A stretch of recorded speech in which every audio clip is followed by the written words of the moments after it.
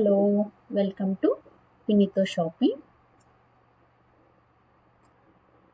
ఈరోజు మనం ఇన్ఫ్లుయెన్సర్స్ వల్ల అమాయకులైన కొంతమంది ప్రజలు, జనాలు, హౌస్ వైఫ్స్, టీనేజర్స్ ఎలా మోసపోతున్నారో చూద్దాం.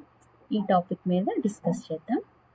మనం ఫస్ట్ ఇన్ఫ్లుయెన్సర్ మీనింగ్ చూద్దాం. అసలు ఇన్ఫ్లుయెన్సర్స్ అంటే ఒకళ్ళు ఇంకొకరిని ప్రభావితం చేస్తే వాళ్ళని ఇన్ఫ్లుయెన్సర్ అంటారు.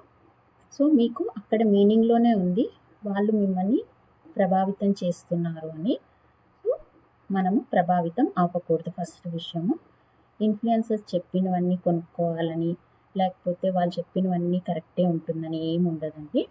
మన ఇష్టం. మనకు అవసరం ఉంటే అది మన జెన్యూనా కాదా అని చూసుకొని, ఆ ప్రోడక్ట్ సర్టిఫైడా, దానికి రిజిస్ట్రేషన్ ఉందా, దాని కాంపోజిషన్ ఏంటి, ఇంగ్రీడియంట్స్ ఏంటి, ఇలా అన్నీ చూసుకొని కొనుక్కోవాలి మనం. ఇప్పుడు ఒక ఎగ్జాంపుల్ తీసుకున్నాము. ఒక 22 years అమ్మాయి వచ్చి ఇన్ఫ్లుయెన్సర్, ఇదిగో నేను ఈ క్రీమ్ వాడాను, ఈ క్రీమ్ వాడితే చూడండి నా స్కిన్ ఎంత అందంగా ఉందో, ఒక్క పింపుల్ కూడా లేదు, చిన్న మచ్చ కూడా లేదు, అంత బాగుంది, సో మీరు కూడా వాడండి, కింద నేను కోడ్ వస్తుంది, ఆ కోడ్ మీరు చేసేస్తే మీకు డిస్కౌంట్ కూడా వస్తుంది, కొనేసుకోండి, అలాగే చక్కగా వాడుకొని చూడండి, మీకు తప్పకుండా రిజల్ట్ ఉంటుంది అని చెప్తుంది అమ్మాయి. తను ఇన్ఫ్లుయెన్సర్, తను చెప్తుంది. ఈ టీనేజ్ పిల్లలందరూ ఏం చేస్తారు, అల్లో ఇంకా మా అక్క చెప్పిందంటే అది నిజమే ఉంటుంది, నేను కొనేసుకోవాలని చెప్పి వాళ్ళ పేరెంట్స్ని విసిగించి ఎలాగో అలా ఆ ప్రోడక్ట్ కొనుక్కుంటారు. ఆ ప్రోడక్ట్ కొనుక్కొని వాడిన తర్వాత, ఇప్పుడు 14 years పాప కొనుక్కొని వాడింది అనుకోండి, దాంట్లో ఇంగ్రీడియంట్, దాంట్లో ఉండేవి కాంపోజిషన్ ఏదైనా తనకు పడుతుందో లేదో, తన స్కిన్ చాలా డెలికేట్గా ఉంటుంది 14 years అంటే, దాంట్లో ఎంతెంత కాంపోజిషన్ ఉందో మనకు తెలియదు. సో అది వాడేసింది అనుకోండి, తనకి ర్యాషెస్ రావడము, లేకపోతే వాసిపోవడము, అట్లా ఏదో ఒకటి అవుతుంది. సో మనము వాళ్ళు ఏం చెప్తే అది బ్లైండ్గా నమ్మేసి కొనేసుకోకూడదు. మనం ఆలోచించాలి, ఈ క్రీము లేదా ఈ లోషను ఎంత జెన్యూను అని మనము ఆలోచించుకోవాలి. ఇప్పుడు వాళ్ళు చెప్పిన వెంటనే మీరు నమ్మేసి కొనేసుకోవద్దండి. వాళ్ళు చెప్పేవి 90% అన్నీ, ఇన్ఫ్లుయెన్సర్స్ చెప్పేవన్నీ వాళ్ళకి ప్రమోషన్స్ ద్వారా వచ్చిండేవే ఉంటాయి. ఒక 10% వాళ్ళు చూపిస్తారు, వాళ్ళు జెన్యూన్గా వాడుకునేవి చూపిస్తారు. మరి అవి చూపిపోతే ఇవన్నీ ఎలా కొనుక్కుంటారు మీరు? సో అవి చూపిస్తారు, ఇవి చూపిస్తారు. సో మీరు కన్ఫ్యూజ్ అవ్వకుండా అసలు మీకు ఏం అవసరం, ఇప్పుడు మీ క్రీమ్ అవసరమైతే ఎలాంటిది, మీ ఏజ్ ఏంటి, మీరు ఏ కేటగిరీలోకి వస్తారు, మీ స్కిన్ టైప్ ఏంటి, ఇవన్నీ తెలుసుకొని దాని ప్రకారము మీరు డాక్టర్ని కన్సల్ట్ చేసి కొనుక్కోవాలి పింపుల్స్కి వాటికి. అంతేగాని ఏ ఇన్ఫ్లుయెన్సరో చెప్పారని చెప్పి డైరెక్ట్గా కొనేసుకొని వాడేసుకోకండి. సో మీకు ఇన్ఫ్లుయెన్సర్ అంటే మిమ్మల్ని ఇన్ఫ్లుయెన్స్ చేస్తున్నారు, మీరు అవ్వకండి. మెయిన్ ఇది, మీరు ఇన్ఫ్లుయెన్స్ అవ్వకండి. మీకు ఇక్కడ ఇంకో టిప్ ఏంటంటే, ఇప్పుడు ఒక అమ్మాయి వచ్చి ఇన్ఫ్లుయెన్సర్ కొనుక్కోండి అని చెప్పింది ఒక క్రీమ్, మీరు దాన్ని పోస్ట్పోన్ చేసుకోండి. ఇది మెయిన్గా టీనేజర్స్కి చెప్తున్నా, లేదా అలాగే అందరు ఏ వయసు వాళ్ళైనా ఇన్ఫ్లుయెన్స్ అయిపోతారు. సో మీరు దాన్ని 1 weekకి పోస్ట్పోన్ చేసుకోండి.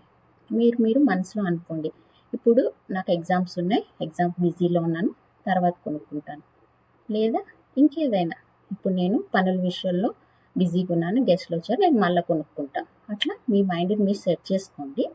మీకు 1 week తర్వాత ఇంకా అది కొనుక్కోవాలనిపించదు, ఎందుకంటే ఆల్రెడీ ఆ అక్క మనకి ఇంకో ప్రోడక్ట్ తీసుకొచ్చేసి ఉంటుంది లైన్లోకి, ఇది కొనుక్కోండి, ఇది చాలా బాగుంటుంది అని. సో మనం దాన్ని మర్చిపోతాం, ఇప్పుడు దీనిపైకి వచ్చేస్తాం. అలా మీరు ఎవ్రీ వీక్ పోస్ట్పోన్ చేసుకుంటూ వెళ్తే ప్రోడక్ట్ కొనుక్కునే విషయంలో అప్పుడు మీకు అసలు ప్రోడక్ట్స్ కొనుక్కోవాల్సిన అవసరమే ఉండదు. ఎందుకంటే ఎవ్రీ వీక్ కొత్త ప్రోడక్ట్ తీసుకొస్తారు, ఎవ్రీ వీక్ ఇది కొనుక్కోండి, అది కొనుక్కోండి అని చెప్తూనే ఉంటారు. చూడండి నా హెయిర్ ఎంత ఫ్లోయిగా అయిపోయిందో, సిల్కీగా అయిపోయిందంటే ఇంకా ఈ టీనేజర్స్ 20+ years వాళ్ళందరూ అట్రాక్ట్ అయిపోతారు. సో మీకు అది కొనుక్కోవాలనిపించేస్తుంది వెంటనే. సో 1 week పోస్ట్పోన్ చేసుకోండి, అంతలోపల ఇంకో ప్రోడక్ట్ తీసుకొస్తుంది అక్క. సో మీరు ఇది మర్చిపోతారు, అది కొనుక్కోవాలనిపిస్తుంది. సో ఇలా మీరు పోస్ట్పోన్ చేసుకుంటూ వెళ్తే మీరు అసలు ఏం ప్రోడక్ట్స్ కొనుక్కోవాల్సిన అవసరమే లేదు. చక్కగా మీరు రెగ్యులర్గా ఏం వాడుతున్నారో అదే వాడుకోవచ్చు, లేదా పిల్లలైతే మీ మమ్మీ ఏది కొనిస్తుందో అదే చక్కగా వాడుకోండి, బాగానే ఉంటుంది, ఏం ప్రాబ్లం ఉండదు. మీకు ఫలానా ఇన్ఫ్లుయెన్సర్ అంటే ఇష్టము, రోజు చూడాలి నేను వీడియోస్ అయితే చూడండి, రోజు చక్కగా వాళ్ళ వీడియోస్ చూడండి, టైంపాస్ చేసుకోండి, చూసి ఎంజాయ్ చేసుకోండి. కానీ వాళ్ళు చెప్పే ప్రతిదీ మీరు కొనుక్కోవాల్సిన అవసరం లేదు. మీరు మెయిన్గా ఇన్ఫ్లుయెన్స్ అవ్వాల్సిన అవసరమే లేదు. మీకేమన్నా జెన్యున్గా అవసరం ఉన్నప్పుడు మీరు 2-3 సెర్చ్ చేసుకొని ఆన్లైన్లో మీకు ఏది జెన్యున్ అనిపిస్తే అది కొనుక్కోండి. అంతే తప్ప రోజు వాళ్ళు చేసే ప్రమోషన్స్ అన్నిటికీ ఇన్ఫ్లుయెన్స్ అయిపోయి డబ్బులన్నీ వేస్ట్ చేసుకోవద్దండి. ఒక పెద్దాయన చెప్పారు కదా ఒక మాట, డబ్బులు ఎవరికి ఊరికే రావని. అలానే డబ్బులు ఎవరికి కూడా నిజంగానే ఊరికేనే రావు అసలు. సో మీరు ఆలోచించి కరెక్ట్గా యూస్ చేసుకోండి మీ మనీని. వాళ్ళకి ప్రమోషన్స్ ద్వారా వస్తాయి కానీ మనకి వేస్ట్ అవుతాయి. సో మీరు ఈ పాయింట్ గుర్తుపెట్టుకొని మీరు దాని ప్రకారం ఆలోచించి కొనుక్కోండి. ఇప్పుడు మనం తల్లి మాట కాంట్రవర్సీ ఏంటో చూద్దాం. మీరు ఆ మేడం వీడియోస్ చూస్తే మీకు అర్థమైపోతుంది. చాలా చక్కగా రెడీ అయ్యి నీట్గా ఒక చైర్లో కూర్చొని మంచిగా కబుర్లు చెప్తారు, చాలా మాటలు చెప్తారు. అసలు ఇంకా మ్యాజిక్ అనుకోండి. కొంతమంది లేడీస్ అయితే అలా అట్రాక్ట్ అయిపోయి తను ఏం చెప్తే అది వినేయడము చేసేయడము చేస్తూ ఉంటారు. అంత బాగా మాట్లాడతారు ఆవిడ. ఆమె టాలెంట్ ప్లస్ పాయింటే అంత చక్కగా మాట్లాడటము. ఆ ఏజ్లో కూడా నీట్గా రెడీ అయ్యి చక్కగా ఉంటారు ఆవిడ చూడటానికి. ఇప్పుడు ఆవిడ ఇది చేయండి అది చేయండి అంటే చేసేస్తారు, అంత బాగా మాట్లాడుతుంది తను. చూడండి, నేను చెప్తానా చెప్పండి, అలా నా మనసు ఒప్పుకుంటుందా చెప్పండి అమ్మా, నేను అలాంటిదన్నా చెప్పండి. ఇలా మాట్లాడారు అనుకోండి అంతే, ఇంకా అందరూ అట్రాక్ట్ అయిపోతారు. అవును అసలు అలా చేయరు, తను ఏదో తప్పు జరిగిపోయి ఉంటుంది, ఎక్కడో తప్పు జరుగుతుంటుంది కానీ తన సైడ్ నుంచి అసలు ఏం తప్పు ఉండదు అని నమ్మేస్తారు. అంత చక్కగా మాట్లాడుతుంది. ఎలా అంటే బై బర్త్ టాలెంట్ ఉంటుంది కొంతమందికి, ఇంకా ఇలాంటి వాళ్ళకి కొంచెం ఎక్స్పీరియన్స్ కూడా ఉంటుంది. లైక్ రేడియో స్టేషన్స్లో పనిచేసి ఉండడం ఎక్స్పీరియన్స్, లేకపోతే లోకల్ టీవీ ఛానల్స్లో పనిచేసిన ఎక్స్పీరియన్స్ ఉంటుంది. సో వాళ్ళకి మాట్లాడేటప్పుడు ఎక్కడ పాజ్ తీసుకోవాలి, ఎక్కడ ఏ వర్డ్ని స్ట్రెస్ చేయాలి, ఏ వర్డ్ని ఎక్స్టెండ్ చేయాలి, ఎంత ఎమోషనల్గా మాట్లాడాలి, ఇవన్నీ వాళ్ళకి ఫుల్లీ ట్రైన్డ్ ఉంటారు వాళ్ళు. లేకపోతే ఓవర్ ద ఎక్స్పీరియన్స్ వాళ్ళకి ఇవన్నీ వచ్చేసి ఉంటాయి. ఓవర్ ద ఇయర్స్ వీళ్ళకి ఇవన్నీ వచ్చేసి ఉంటాయి. సో అలా మాట్లాడటము వాళ్ళ టాలెంట్. అలా మాట్లాడేటప్పుడు మనం చూస్తాం కదా, మనం అందరము అట్రాక్ట్ అయిపోతాం. ఇంకా వాళ్ళు ఎంతసేపు మాట్లాడుతున్నా కూడా మనకి వినాలనిపిస్తుంది. కరెక్టే, నిజమే, ప్రతిదీ కరెక్టే అనిపిస్తుంది మనకి వాళ్ళు ఏం చెప్పినా కూడా.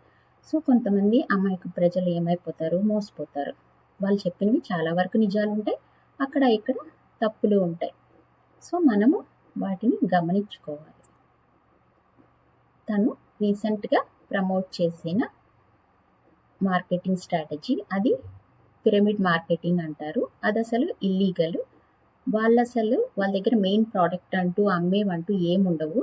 జస్ట్ ఏదైనా గిన్నెలు స్పూన్లు ఇచ్చుంటారేమో మనకు తెలీదు. నేను విన్న దాని ప్రకారము అది పిరమిడ్ మార్కెటింగ్ కిందకే వస్తుంది. అవన్నీ మోస్ట్లీ ఇల్లీగలే ఉంటాయి. సో మీరు ఎవరైనా ఇన్ఫ్లుయెన్సర్ వచ్చి కొనుక్కోండి, ఒక 20,000 పెట్టండి అంటే గుడ్డిగా పెట్టేయకండి. అసలు ఇంట్లో వాళ్ళకి తెలియకుండా అసలు ఏ పని చేయకండి. వాళ్ళు మనకి సజెషన్స్ ఇస్తారు చెప్తే, అసలు జెన్యూనా కాదా, అలాంటి వాటిలో పెట్టచ్చా లేదా అని. హౌస్ వైఫ్స్కి అంత ఎక్స్పీరియన్స్ లేదా అంత నాలెడ్జ్ ఉండదు. అసలు ఏంటిది, నాకు ఎలా రిటర్న్ వస్తుంది, ఎన్ని రోజులకు వస్తుంది, అలాంటివి ఏమి ఎవరిని అడగకుండా తీసుకెళ్ళి 20,000 30,000 కట్టేస్తారు. ఇంకా మనకు అవి రావు. ఈ పిరమిడ్ మార్కెటింగ్ ఎలా ఉంటుందంటే, మెయిన్ వాళ్ళు ప్రోడక్ట్స్ ఏం అమ్మరు, జస్ట్ వాళ్ళకి మనీ అంతా వచ్చేది ఇప్పుడు కట్టిన వాళ్ళు ఇంకో ఒక 10-20 మెంబర్స్ని తీసుకొస్తే వాళ్ళ తీసుకొచ్చిన మనీ మీద రన్ అవుతుంది. అలా వాళ్ళు ఇంకొక 10 మెంబర్స్ని తీసుకొస్తారు. వాళ్ళ కాన్సెప్ట్ ఇంతే తప్ప అక్కడ మెయిన్గా ప్రోడక్ట్స్ ఏం ఉండవు. ఈ పిరమిడ్ మార్కెటింగ్లో ఫస్ట్ మనం డబ్బులు పే చేస్తే నెక్స్ట్ 10 మెంబర్స్ని తీసుకొస్తే దాంట్లో నుంచే మనకు ఒక 10 పైసలు ఇస్తారు. అదే మనకి వచ్చే కమిషన్, మనం 10 మందిని తీసుకురావడం వల్ల.